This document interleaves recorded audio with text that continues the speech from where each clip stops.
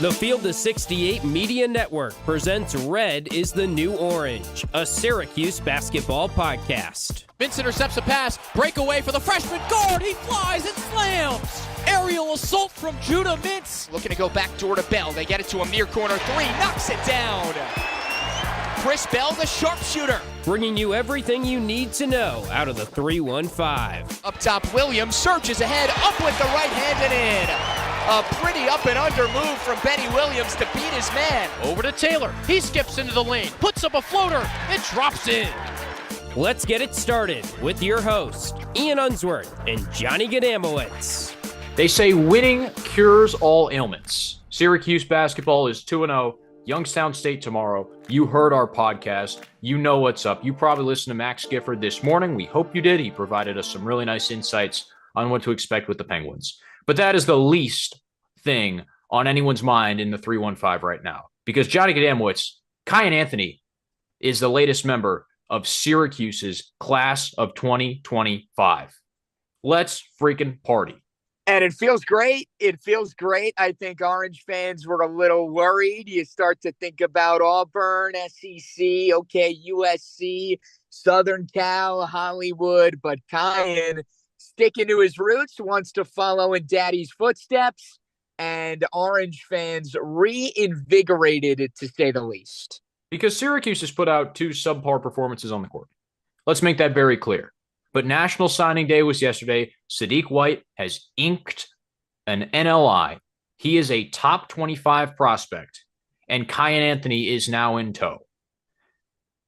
We would have been a little worried if he didn't commit to Syracuse, but all that's out the window.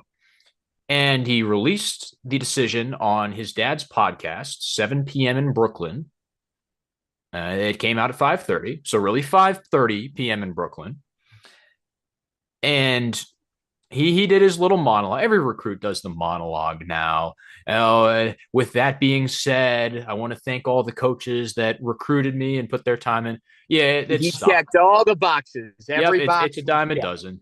It's a dime a dozen. But regardless, the most impressive and important thing about this whole recruiting process, and both of his parents, Melo and Lala, made it clear that this was Kiyan's decision.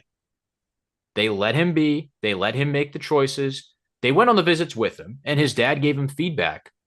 But this was purely a Kiyan Anthony decision to come to Syracuse. Did his dad's influence play a role? Absolutely. Of course. I mean, how could it not? Everyone wants to party like it's 2003. It would make so much sense. And I'm sure he sees the jerseys and the pictures and the statues and is influenced by that. But it wasn't the other way around. Carmelo Anthony did not force his son to go to Syracuse. He did not push his son towards Red Autry. It was totally natural. And honestly, good on Kiyan for doing that and not shying away from it, right? A lot of the conversation that has developed and that will continue to develop is, look, he's not his dad. That's fine. Nobody's asking him to be his dad. And I give him a ton of credit for being willing to put up with all that. Because let's be frank, that's naturally where the conversation is going to go. For better or worse, Bronny James. Fair or unfair, when you are Carmelo Anthony's son and you play your college ball in Central New York just like Melo did, obviously that's the chatter and that's the conversation. But for him to not only not let that scare him away, A, but B, to fully embrace it with open arms, I think that really shows a lot of maturity. And Ian, this deserves to be celebrated. I mean, it really does. It's an exciting time for Syracuse basketball. I know it's 2 games where you walk away scratching your head a little bit, but you think about it, right? New era, new head coach, starting to really put his fingerprints on the program. And you're seeing Syracuse slowly but surely reaping the benefits. And this is somebody who comes from a big-time program at Lehigh, who knows what it's like to go up against the best players in the country. Lehigh played Cooper Flagg last year, let's not forget, at the high school circuit level. Teammates with guys who were 5 stars. So look, is he going to be Carmelo? No, nobody's asking him to be Carmelo, but that doesn't make it any less exciting than it should be.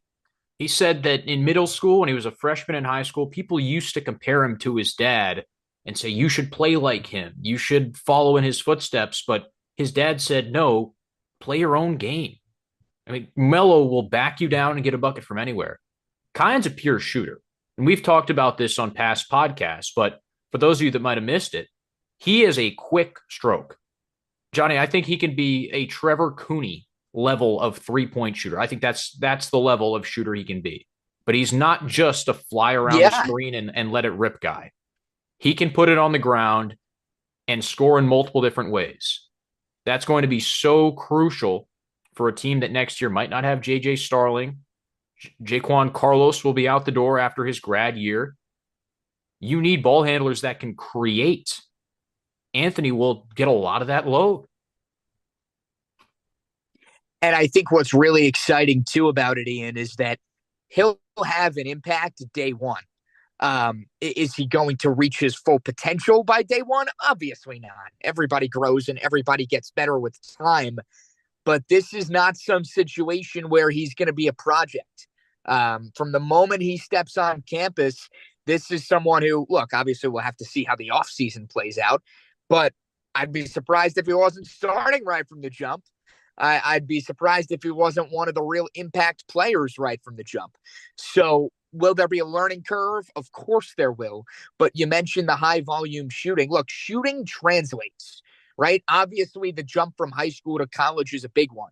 And there are so many things that are different at various levels. But if you could shoot, you could shoot. And that is something that is going to bode well for him as he gets his feet wet in the college game. Now, from a Syracuse recruiting standpoint, let's look at this. He told ESPN, worldwide leader put out an article earlier today. I'm going to do everything Coach Autry needs me to do.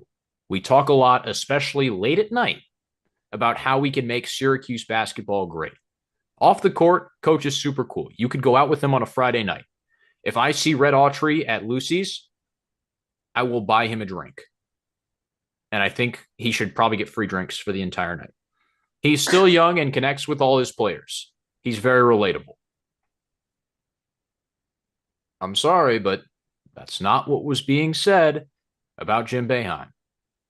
And in this day and age, you don't get flowers for being a legend. It's, can I level with you? Do you sound like you're going to make me an NBA player? And of course, how much can you pay me? That part doesn't really get talked about as much, but you get the picture, right? 20 years ago, playing for Jim Boeheim had all the aura and luster in the world. And all these coaches are getting out of the game because 60, 70-year-olds aren't necessarily relatable anymore. The transition came at the right time. And this is a moment that reinforced it. And Red really, it does feel like, at least through the year and change we've seen from him in the driver's seat, is able to toe that fine line of being the player's coach, but also having control of the locker room and knowing when to put his foot down and knowing when to hold his guys accountable. Obviously, he has his own methods and his own ways of doing that, but it does feel like he really checks both boxes. And the other thing that's appealing about it, too, when you get a recruit like this, the impact that then has on other recruits. Okay, this guy wants to go play for him. Well, I'm sure there's a reason for that. Maybe I should look into this a little deeper. And there is that real sort of ripple effect. So you hope it sort of catches fire. You hope it maybe makes Syracuse a little bit more legitimate if it wasn't already. Not to say that it wasn't, but just gives it that much more of, emphasis when it comes to being able to go out there and win these big time recruiting battles for these highly touted guys. And I think you have to give Sadiq White some credit too, because he committed early to Syracuse, signed his letter of intent, and Kiyan Anthony expressly mentioned, look, I want to go play with Sadiq White, who, according to 24/7 Sports, is the 26th best player in the country. Sadiq White is playing at IMG Academy, but Kiyan Anthony is playing in New York City. And we've talked about the New York City recruiting market, the hotbed it is, and how Syracuse doesn't have any pull at the moment in the 5 boroughs. That is an issue that needs to be solved, given that UConn is so good, given that Pitino is somehow summoning an NIL war chest to St. John's, and the Vultures are circling. Syracuse needs to get back in there, and this is the start. Yeah, and if I'm not mistaken, I believe I saw that this Anthony commitment propels SU to now a top 5 recruiting class. 6 as far as 24/7's world, but I'm sure it's top 10 everywhere. Right. So really big statement. You're right, Ian. If you want to hang with the UConns, the St. John's, heck, I'd say recently even the Seton Halls, it seems like, are really dominating the Northeast. And of course, good for Syracuse. Kansas, Duke, Kentucky, if anyone they want, they're coming in to take. So good for the Orange for not only reinserting themselves into that conversation, but now hopefully here to stay. So Kiyan Anthony will be a Syracuse Orangeman, you get it, in 2025. Is he number 15? That's the real question. Is he going to make everybody go out and get new jerseys, or is everybody with Melo jerseys going to be able to reuse them for a different purpose? He did not wear 15 in high school. And something tells me, given the way his recruitment went, that he might not want to wear 15. I think there is a bit of a trailblazer mentality inside of, even though he is coming to Syracuse, I think he'll want his own path just a little bit. Either way, this is a great day to be a Syracuse basketball fan. Enjoy your weekend. Enjoy the contest with Youngstown State tomorrow at 1 o'clock, and we will catch up with you on Monday morning